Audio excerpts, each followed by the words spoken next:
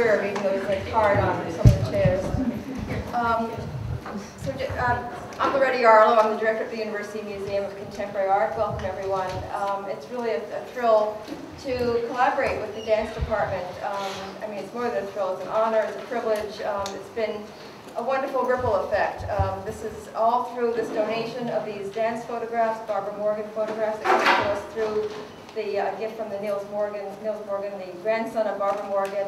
So that was the first collaboration with the dance department. Then the exhibition itself, Peggy Schwartz, former chair of the art dance department, Paul Dennis, the guest artist, and of course Bill Bob Brown, the current chair of the dance department, who have made this all happen. And then the wonderful culmination of this is to have Camille Brown here as a speaker and doing all these wonderful workshops. Bill Bob will introduce Camille more thoroughly.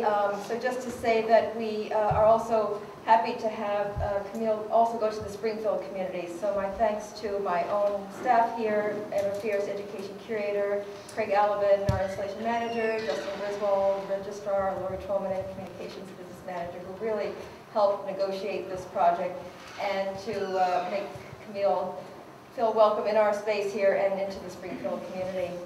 So I'll turn this over to Bill Bob just to say that we have posters available. If anyone would like to pick up free posters of Camille's talk and this exhibition, we have them.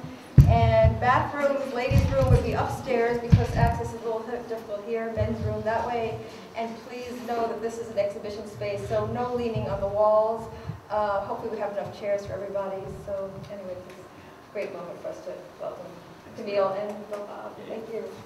Thank you. Good afternoon. It's so wonderful to see so many of you here. We were expecting maybe a couple of people, so it's wonderful to see such a full house. I'd like to especially thank Ava and Loretta while we're here in the museum. Thank you so much for contributing and helping make this residency happen. I also want to especially thank Dean Julie Hayes and the College of Fine Arts and Humanities for the giant grant they gave us to make this residency possible. I'd also like to thank Jim Coleman and the Five College Dance Department for also contributing to help make the audition happen and make all these wonderful things happen. So, oh my gosh, wonderful things. Camille A. Brown is a Princess Grace Award-winning choreographer. She was nominated for a Bessie Award for Outstanding Performer in New York City. She has set choreographic works on the Alvin Ailey American Dance Theater, Urban Bushwoman, Philadelphia, Hubbard Street Dance Theater, all of my favorite companies, and many more besides that. She is a choreographer that has been in demand more than anybody else in the country these days, and we can see why she is getting a lot of work with the wonderful work she's been doing so far. She has been here for the past week. She started on Monday and came in to begin setting a dance called New Second Line. And those rehearsals began very intensely on Monday night. We had a member of Francine's company, Francine A, came in September, auditioned for 5 college dancers to find the cast. And we started that process this week. Later on this week, we have a master class still to go at Mount Holyoke College tomorrow afternoon. We've got an exciting work with community teens in Springfield at the Dunbar Community Center on Friday. Saturday, 11 o'clock, we have an open master class. If some of you want to dance with Camille, 10 o'clock to 11:30 in the Topman Gym on Sunday. So a lot of exciting things. We are so honored to have you, Ms. Brown. Thank you. Yeah, I like your last name.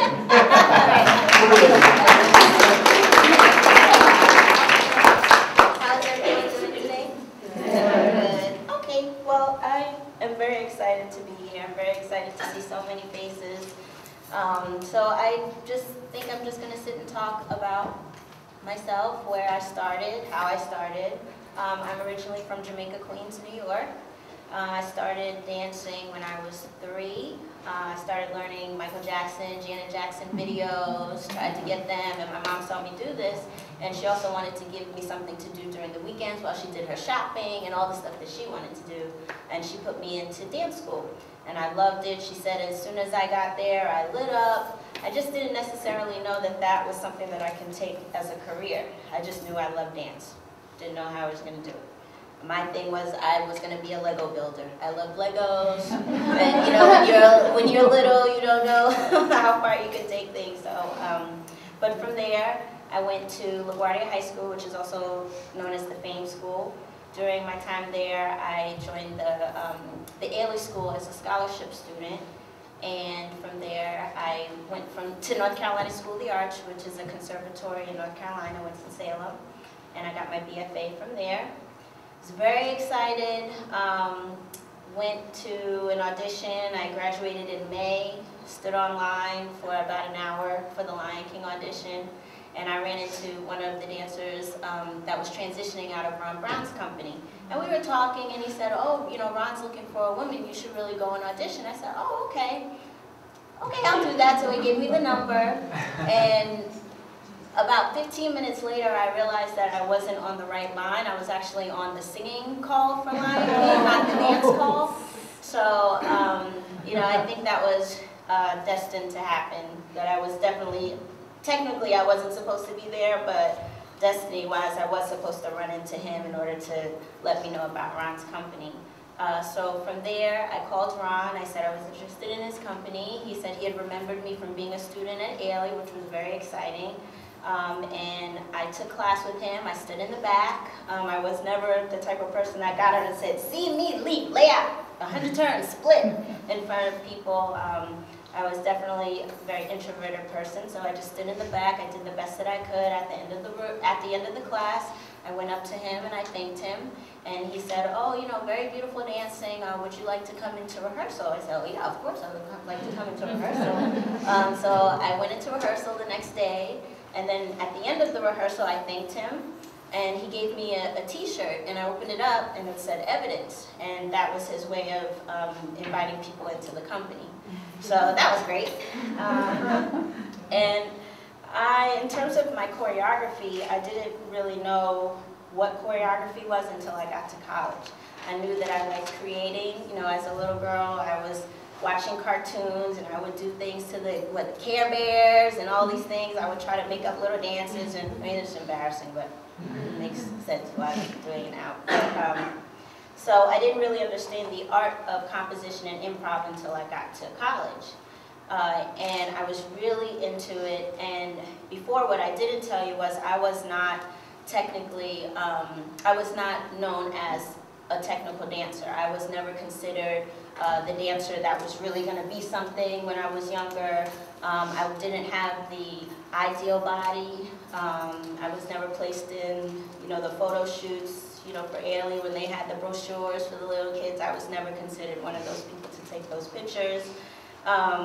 So a lot of times when I was in college, I wasn't even picked to audition for some of the pieces because of my body type. They said I wouldn't fit the costume, I wasn't technical enough, all of these things. So my grandparents and my mom always taught me that, you know, even though you have struggles and obstacles, you cry and you do what you need to do, but after that, you keep going, you keep going. So, of course, I cried and I did all of those things you would do, feeling the disappointment that you weren't able to audition or whatever. But what I did was I put all of those things, all of my desires into my work. And I started dedicating all of those things, all of that time to my creative work and really finding my voice. And then I think about junior year, as anyone does, your body changes and all of these things happen. I actually started getting casted for things. And I was happy, I was excited, but it wasn't the end all be all because I had already found my own voice and I was happy doing that. So once I got into evidence, I was really focused on interpreting his work. I mean, I loved his work. I had seen it on the Ailey Company, and I was just so excited to be there. So I didn't really focus on my work until a year later.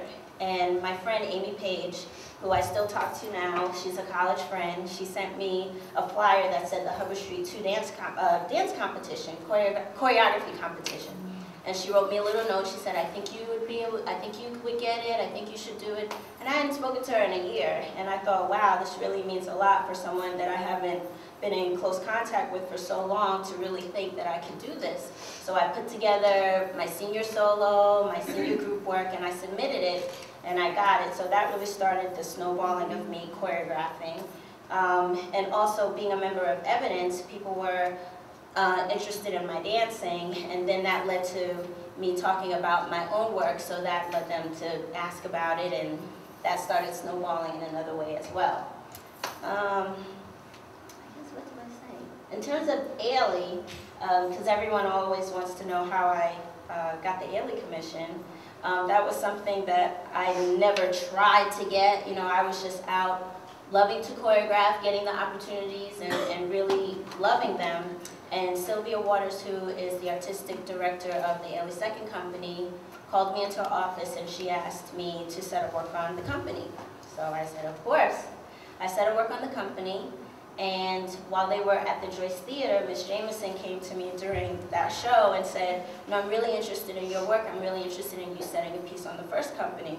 So I'm just getting over the fact that I'm choreographing on the second company, and here's Ms. Jameson saying that she wants me to choreograph for the first. And of course, there are people who support you, and then there are people who don't necessarily support you. So a lot of times I would be so excited about all of these things, I would just say, oh my gosh, Ms. Jameson wants me to choreograph, and they said, oh yeah, that's nice, probably in about 10 years she'll give you that. Yeah, you know, just keep going. I said, okay, that's a little weird because she's not giving me that energy, but you are. So I just kept going forward. And I did this piece called Move Something, and another piece called More Time Than Anybody. And this was actually I call this my first funny ha-ha piece, because a lot of the other pieces that I did talked about spirituality. I had a dance friend who committed suicide his senior year of college, and I wanted to do a piece about that. So a lot of things were from a personal connection, and this was actually the first time that I started doing something based on observations, interactions, ordinary things that were going on, pedestrian movements, all those things. So then after the piece, I started hearing the comments again. Ms. Jameson was in the audience, and she wants you to do this, and she wants you to do that. And I have to hear from that person, so I said, oh, that's very nice, but I kind of had a little doubt too. But then she called me into her office and said she wanted me to set that piece extended on the first company. So from these things, that's really how, I guess, my choreographic career opened up. And I have some work to share with you. This is my reel. Everyone knows what a reel is, right? Okay. So this is the reel that I usually submit when people are interested about the work. And oh, that's absent. Sorry. So my work, I'm really inspired by theater, and like I said, ordinary interactions. And I'm always thinking about taking things to the next level. So a lot of times you'll see reels that have just snippets of people from their dance shows, but I really wanted to take it to the next level, and since I'm so inspired by ordinary interactions, I wanted to put the dance in those exact situations. So this is just something. Oh, and is there a volume? This right here? Sorry. Wait, sorry. Is there a way to get the volume?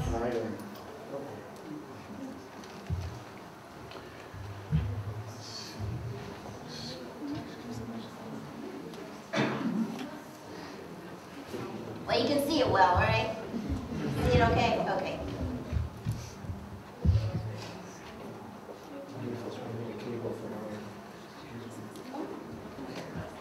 Well, I guess while we do that, does anyone have any questions thus far? Or, yes. So how would you describe your process as a choreographer? Where do you start? It depends. Sometimes I'll be inspired by music. Another time I'll be inspired by just things that I see, experiences. This piece, oh, you can't see it because it's in the dark, but I have this piece called The Evolution of a Secured Feminine, and that's really based on this woman that's been done wrong. She was scorned, and I love the music of Ella Fitzgerald. I think she's brilliant, and I try to align my movement with her voice because she has a complete arc and a whole library of how she expresses her sound. And so it's three women, Ella Fitzgerald, Betty Carter, and Nancy Wilson. And actually, my costume designer gave me the first music to that, Betty Carter's Tight, and she said, oh my gosh, I think you would do something really wonderful for it. And from there, I just started building on it. So it just depends. Yeah. Any other questions? So you went to North Carolina School of the Arts. Yep. Do you have any advice for students who are pursuing dance in a college setting as opposed to going straight to the city and auditioning and just skipping the whole college experience? Do I have any advice in terms of? In terms of your experience and what you experienced at college in a BFA program. I mean, I feel like everyone's experiences are so individual, so I don't like putting my own, because my experience is going to be different from someone else's. I will say that you're not, if you're in a college and you're not satisfied with the level of training that you're getting, instead of complaining, go out and get it. If you don't feel like you are getting enough ballet classes, go outside and take more ballet classes. That's what I did. I had a private teacher. As long as I can afford it, I got a private teacher. So I think you can't look to, you have to, the school doesn't make you, you have to make it. You know, you have to meet it there. So that's the advice that I would give. Excuse me. Is that right? Should we be getting started up? Yeah, I put into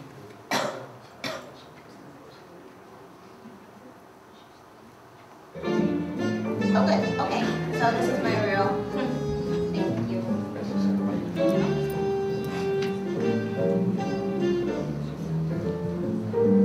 Are there lights? Can you see me? No? Okay.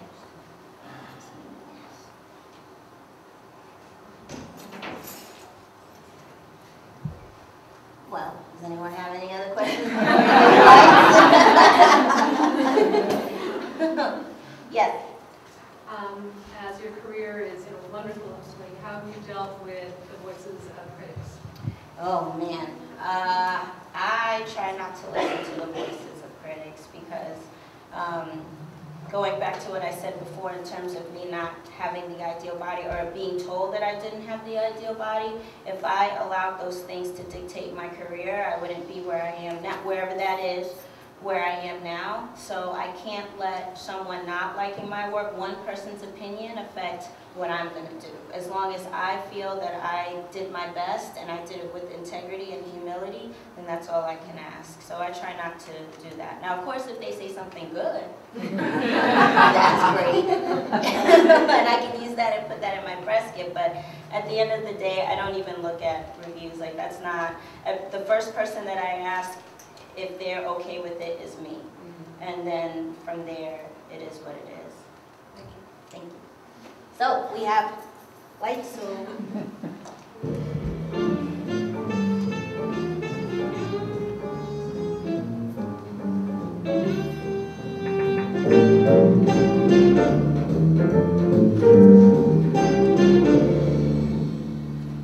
You see a little? Okay.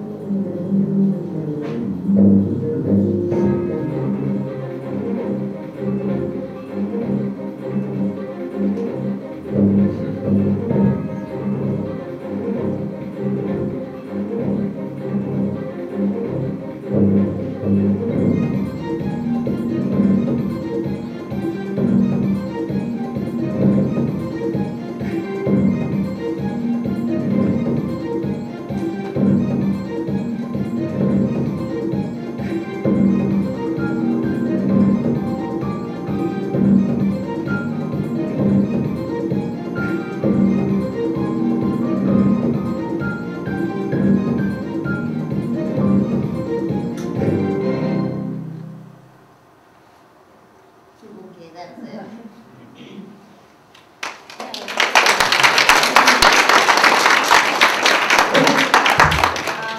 Another one of my pieces that I choreographed in 2010 is called City of Rain, and it's dedicated to a friend of mine who passed away in 2009, and he had a debilitating illness which caused him to be paralyzed from the waist down. We actually went to college together. We were both dance majors, and we do things every day. We dance. I know most of you are dancers in here, and we get up and without a thought we move because we love to. But just imagine one day, God forbid, you go out of your bed and your legs are numb, and then for 6 years you go up and down between being in rehab centers and on crutches and in wheelchairs and all of these things. And he never really told us how sick he was, so I wanted to create a piece for him, dedicated to him, in honor of him and in celebration of his spirit and his courage. So this is an excerpt from that piece.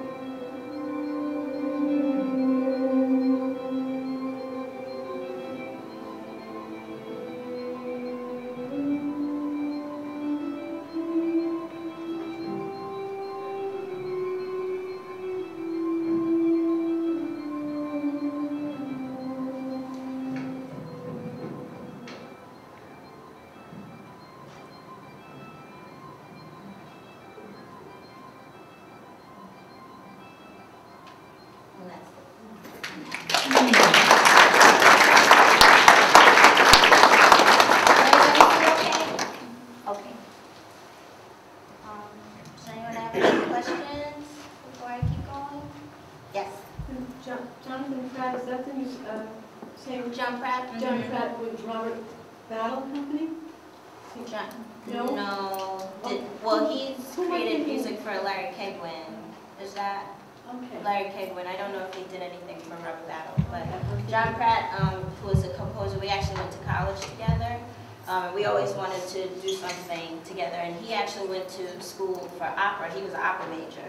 So one day I was at the Juilliard show, and I opened up the program, and I saw John's name under Larry Kegwin's piece, and I ran up to him and I said, "Oh my goodness, I didn't know you were creating music for dance now." So we actually had an opportunity to work together, and he knew Greg. Greg Broomer is the friend of mine that passed away, so it was really special for us to come together and create something in honor of him. Question. Yeah. What choreographers do you admire currently and why? Like if you were to pick choreographers that are happening now, either in New York or wherever, who would it be and why would you like, I like this choreography and why? I mean, that's a hard question because I feel, I just say I admire all of the choreographers because I think it takes great courage to do what you do. I mean, as a dancer, it's different. It's a difference in interpreting someone else's movement versus me stepping into onto stage as the choreographer and the dancer, or me being in the audience and witnessing other people interpret my work. I think I admire all of the choreographers who have the courage to do that, and I think it would be a disservice to all of the people who I don't acknowledge, so I'd rather just say everyone and not just pinpoint certain people. Yes? You were talking earlier about how at some point you saw that you had found your voice. Yeah. And I was thinking about that and looking at your video clips and trying to, and making the associations of what your choreography reminds me of. Mm-hmm. And I would like to get your own view of what may be those traditions or communities or techniques or choreographers or genres from popular dance to modern dance or any that you see as informing that voice coming into this mix that allow you to recreate them into something original that is coming around? I think I'm influenced by everything: tap, jazz, modern. This one move that I do in the solo evolution of a secured feminine, that was inspired by Savion Glover when I saw Bringing the Funk, Bringing the Noise, and he had this one thing where he was just moving his feet really fast and his taps were going. So I was influenced by that, and I used one of the moments in that piece is very reminiscent of that. I mean, I love hip hop. Rennie Harris, who is one of the great dance luminaries. I'm really inspired by his work, Ron's work. I mean, I'm inspired by everyone, and I think the thing is that I'm influenced by these people, and I use cultural dances, but the thing that I would like people to see most is that it's my voice, because I think that's how we continue to move the story forward. I think we're all influenced by people, and I am so proud to be influenced and inspired by people, but the thing that's important to me is that people see my voice. So I hope that answered your question. Okay. Thank you. Okay. Any other questions before I move on? Okay, so I wanted to talk about the new work that I'm doing. It's called Mr. Toll E-Rants. It's a play on words. If you put it together, it's tolerance. And it's about African-American humor from slavery to now. And the primary source of it is this book here called On the Real Side by Mel Watkins, and it's a history of African-American comedy from slavery to Chris Rock. And I just wanted to read some things here about the tradition and just show you. It's in development now. I'm not going to premiere it until 2013, so I have some time in developing it, but I've just been working on some material and some things that I'd like to share with you. But I just wanted to read some passages from the book here.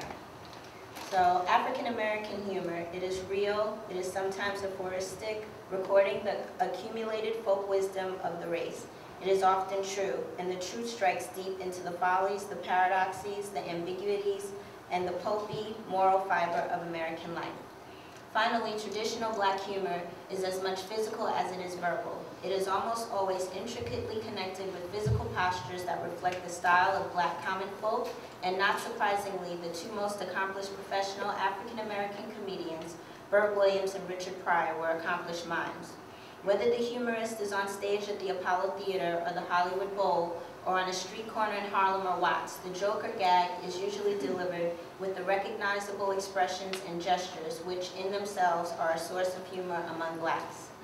Black American humor is nearly as dependent on a delivery that incorporates Black America's generally more expressive and flamboyant style as it is on wit and verbal dexterity. On the Real side views African American humor in its social setting, chronicling the development from its African American antecedents through slavery and on through most of the 20th century. Two disparate strains of the humor, the often distorted outside presentation in mainstream media and the authentic inside development of humor in Black communities, from slave shanties and street corners to cabarets, as well as in folklore and Black literature, films, race, and records. In a real sense, this is a story of how this decrement comic faces gradually converged and through the efforts of a small group of writers and comedians merged into the 1970s. So that's pretty much what my piece is going to be about. It's very complex. I'm very excited about it. It's something that is very scary because my process isn't as slow as this one is. And I'm excited by that, but I'm also very scared. And I just want to make sure that I do these performers that have come before me justice and just do it in the right way. So the piece that I want to show you is an excerpt from it. It's called March, and it's based off of the idea of the March of the Wooden Soldiers. Anyone ever know the March of the Wooden Soldiers? Where they basically don't have minds. As soon as you press a button, they go. And this is me making a comment on minstrelsy. A lot of times Black performers had to step into these caricatures of themselves in order to survive. So I just wanted to show an excerpt of that.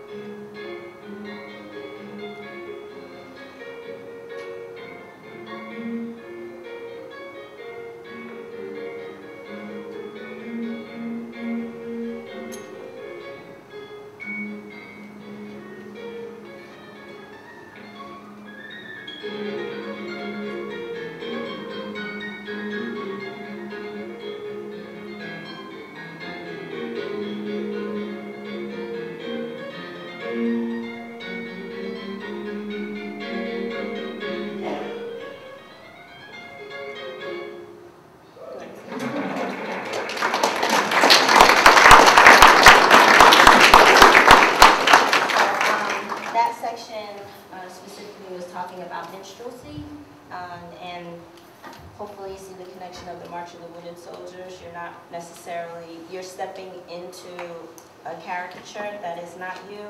And universally, this piece, in a sense, has two themes. There's a universal theme of you having to, in an everyday situation, having to put on a mask just to get by. And then the more specific concept is about Black Americans that had to step into these derogatory forms to survive.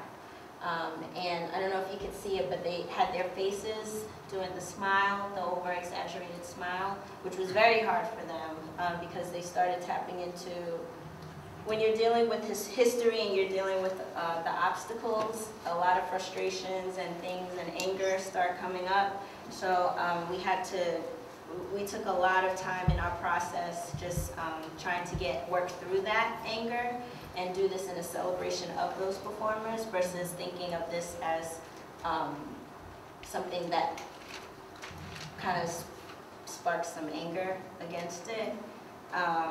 And does anyone have any feedback on the cartoon and what you think subliminally what it was saying?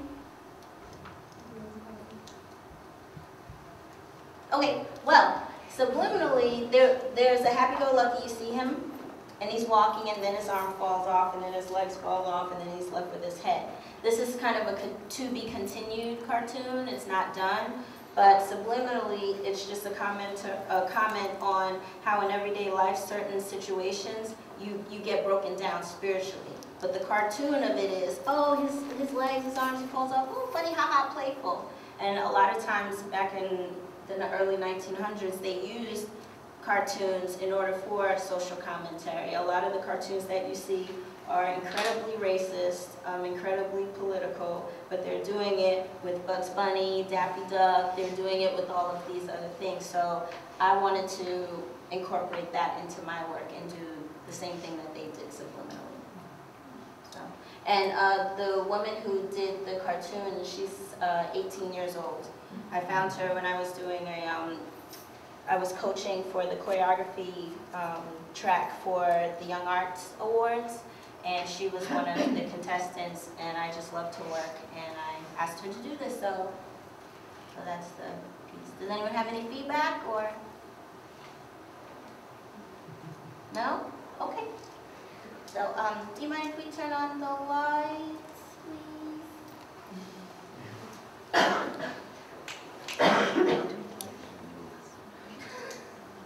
So, does anyone have any questions about my work or anything? Yes? I know you told us like a little bit about like your struggles, like being in college, like being a dancer, but what was one of like your biggest struggles as a choreographer? As a choreographer, I think it goes back to the question that you asked about the critics, you know, just being okay and being confident and continuing to have the courage regardless of whether people like the work or not. And just understanding that everybody's not going to like it, everybody's not going to get it. So everybody's not going to pat you on the back. So I think that's one of the things that I'm continue to work through and try to be okay with. And thankfully I have my family and I have my friends who are that constant encouragement through all of the other stuff. Yeah? Well, watching your videos and like taking your class, you really have like a way of articulating words that makes it very clear what you want for quality and movement. And I was wondering if that is something you developed as a choreographer or something that you've had since, like, did you develop the ability to articulate what you wanted as you became a choreographer, or did that come with? I think it continues to evolve. I think that when I was first choreographing, I knew what I wanted. I didn't necessarily know how to communicate, how to get the people to where I wanted them to go. So there was a lot of frustration, but thankfully I have mentors who pulled me aside and told me the truth and told me you cannot talk to people like that. You have to be clear. You have to, yes, if you have frustrations or something, but there's a way that you push people to that next level. So it was just through experience. Yeah. But thank you, I'm glad you see that. Any other questions? couple of people had some, yes. What role does your spirituality and faith play in your whole creative process in choreography? Because I know you've mentioned spirituality a couple times in your lecture. I mean, I don't see me doing this without it. I think that all of the questions are connecting in terms of me having the faith to pull through and to withstand the critics, the negative, the positive, all that stuff. You have to have faith. For me, I have to have faith. And I have to have a certain belief that what I'm doing is for a reason, that God did instill this in me for a reason. So it has everything to do with it. You might not necessarily see it in all of the pieces that I do, but it's my springboard to go to work through it. Yeah. Is there anything you'd like to get better at? Everything. Everything. I don't think I've arrived at any place. I think you're always a student in some form. I'm not in school anymore, but I'm constantly learning every day. When I'm working with you, when I'm working in class, I'm constantly learning about interacting with other people.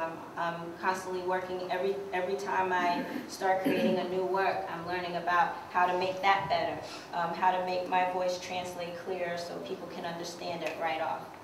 So I think everything I'm wanting to get and praying that I get better at. And I hope people see the evolution in my work. The same piece that I choreographed in 2002, I don't want it to look like, I don't want my work now to look like the work I did in 2002. I want to celebrate, not saying that the work in 2002 is necessarily bad, but I want people to see it. I want to see the evolution in my work. Yes?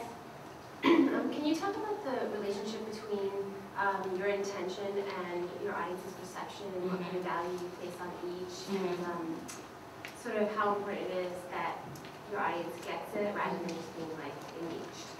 I think it depends. I think before I really wanted people to get it, exactly what I came out to do, I wanted them to get it.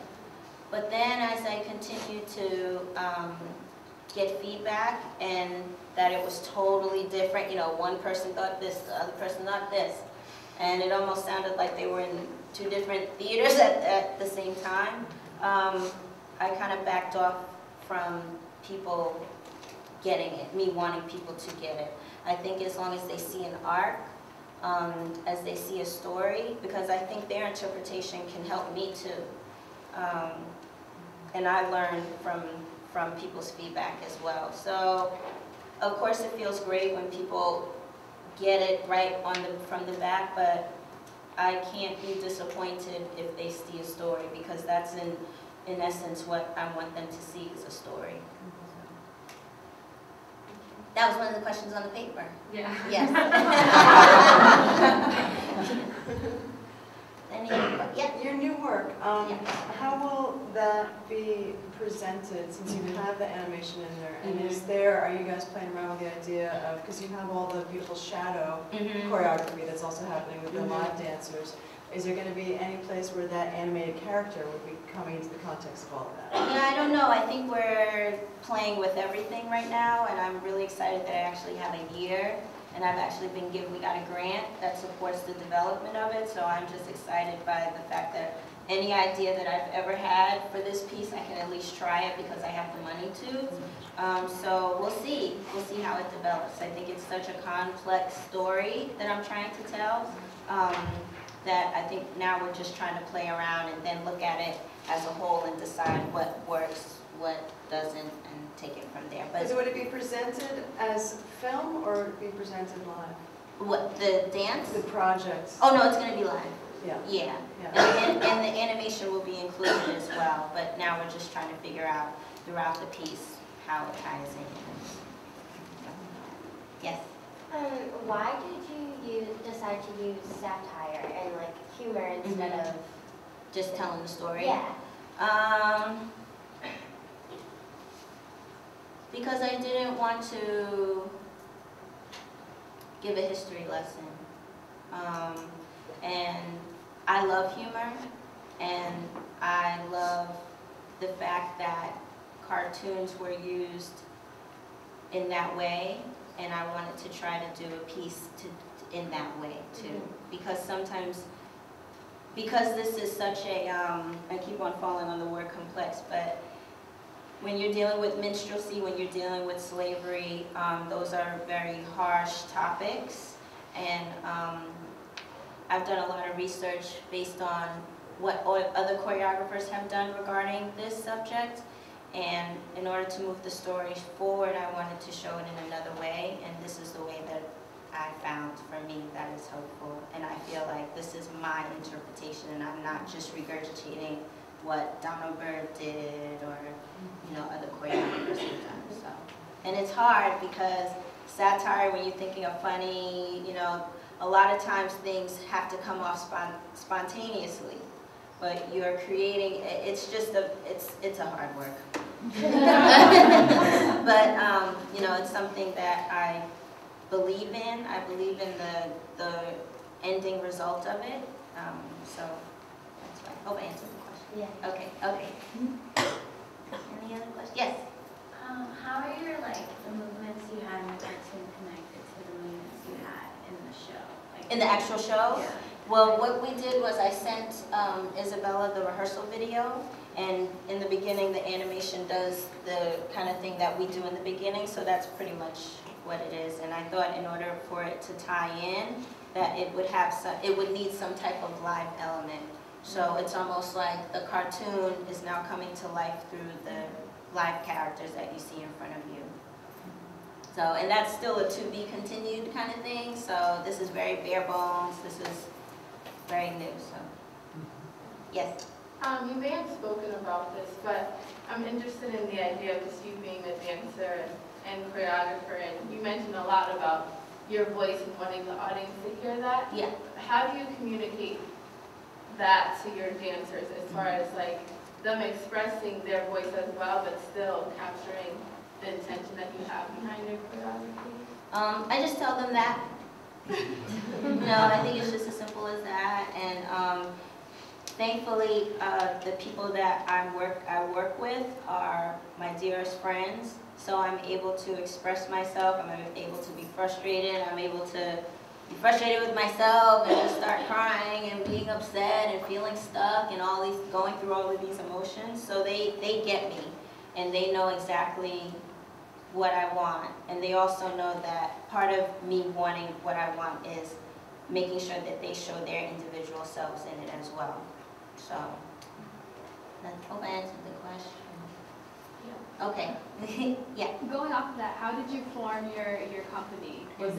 Did you already know the people that are in your company, or was there an audition process? Mm-hmm. And if there was an audition process, what about the people that are in the company now made them stand out to you and made you feel like I have to be working with them? Well, I don't do auditions. The people that I work with I've known for years. Keon, who is one of the dancers, I've known since high school. Jewel, I've known since college. Francine, I think some of you worked with her. I've known her since she was an apprentice in Evidence, and I met her that way. So there's no audition. I think I look for people who are open to trying new things, who are definitely grounded, who have a good awareness of who they are in terms of their body, knowing how to shape movement and create pictures. I'm also interested in working with people who are generally nice people, who can get along with others because we're on the road a lot of times. And also, in order to get things to the next level, I have to give notes, and I have to feel a sense that it's not a struggle when I'm giving you a note, that you know that this is to take the work to the next level, and I'm not trying to rip you apart. So it's all of these things together that I look for in a dancer. So, because a lot of times if I am looking for a dancer and people suggest people, a lot of times I'll say no, not necessarily by their technical ability, but based on their attitude. I'll just say no, I'm not interested in working with that person. Any other questions? So, I think there's some more questions for...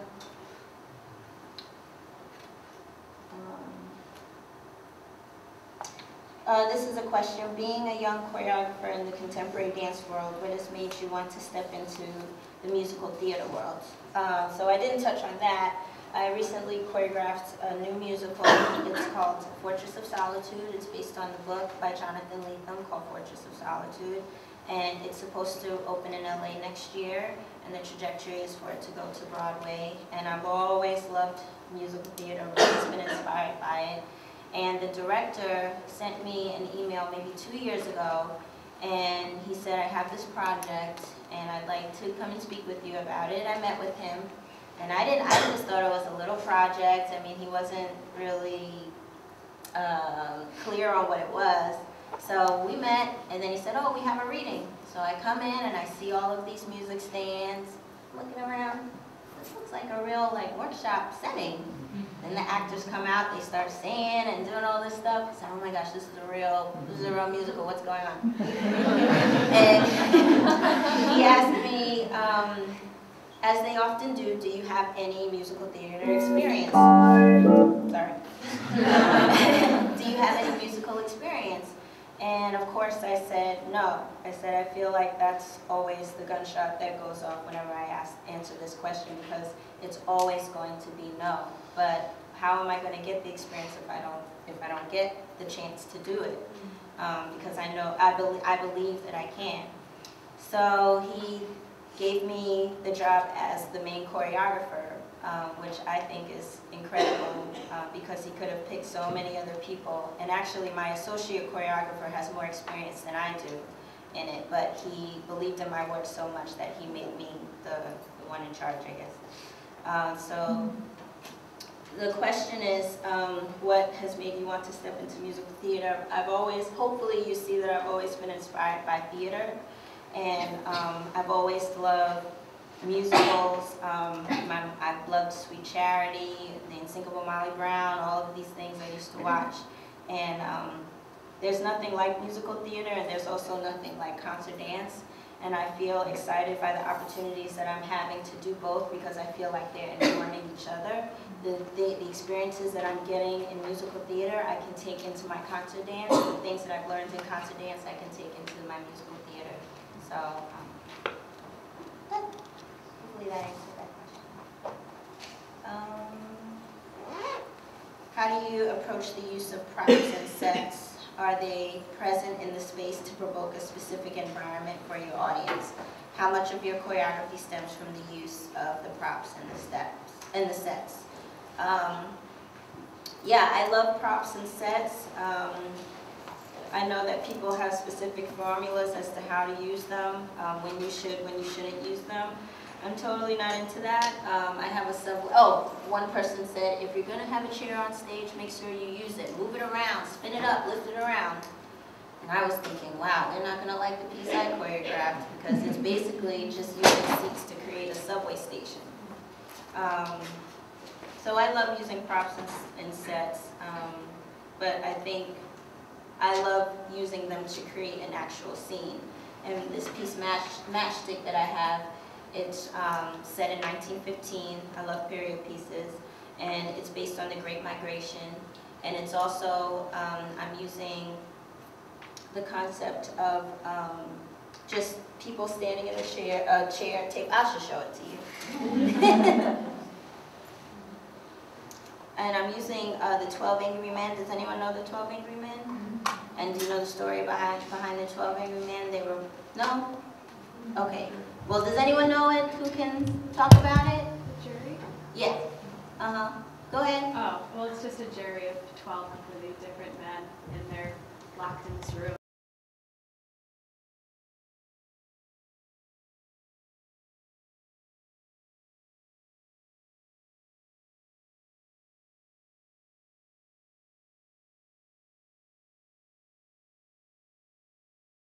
The rest of them were stable, and they wanted to stay down south. And one by one, he basically convinced each of one of them to go north. So this is Matchstick. I'll just fast forward through this one.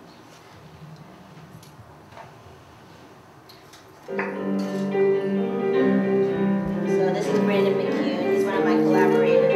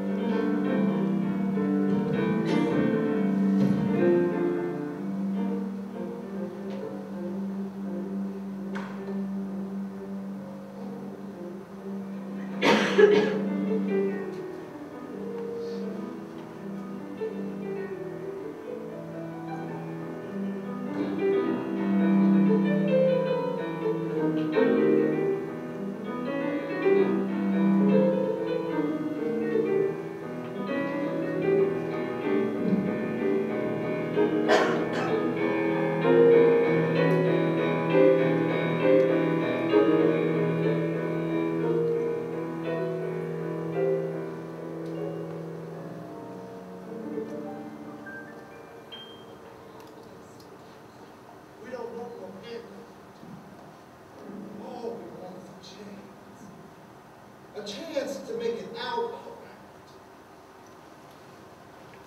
Day after day, we pick cotton, placing pounds and pounds of cotton in bags just to make a few cents. We go and fast and don't know what to do.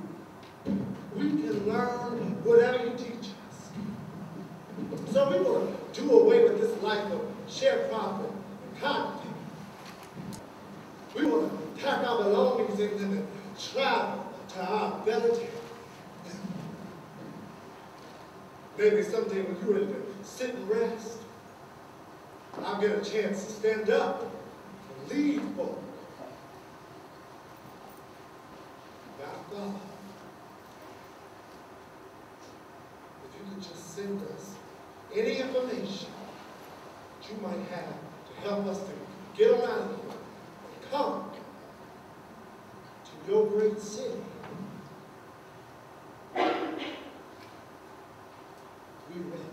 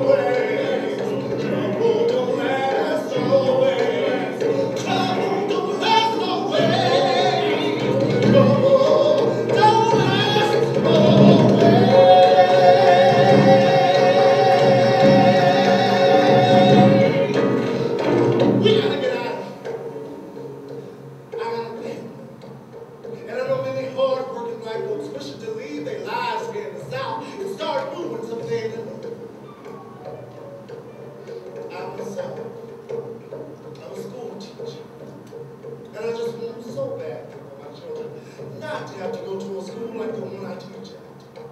We got one book for 17 children this year. I don't want this life no more. I want better. We all want better.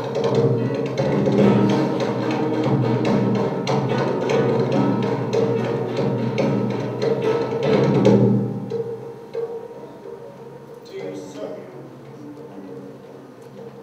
to my knowledge, there are many opportunities for colored folks up there in the north. There ain't nothing in the Southwest no more, nothing but old hurt, fear. I saw that you would be needing working hands and able bodies, and of that we got plenty. I'm writing on behalf of many men who want, no, but need you to help us get to the north.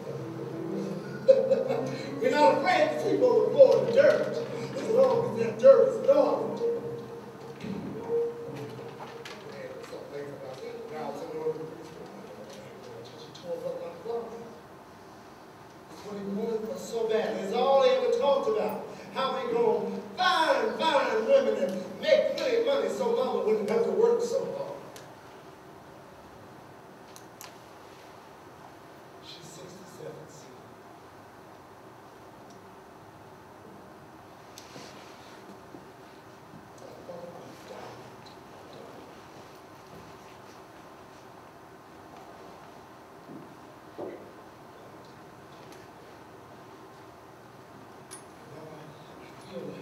Supposed to do something.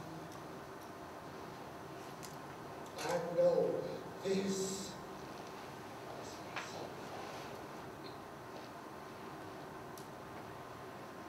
I just want to find some love and work in a place where I am.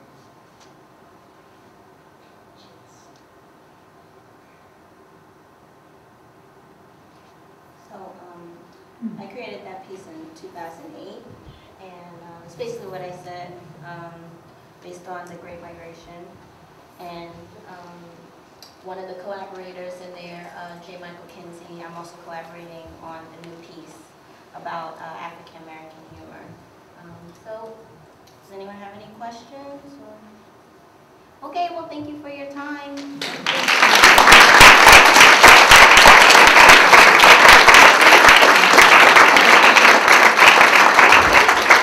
Thank you so much, Camille. Thank you so much, everybody, for coming. We would love you to come to see Camille's piece premiering here at UMass University at the University Dancers Concert the first Friday and Saturday of December. So hope to see you then. Have a great day.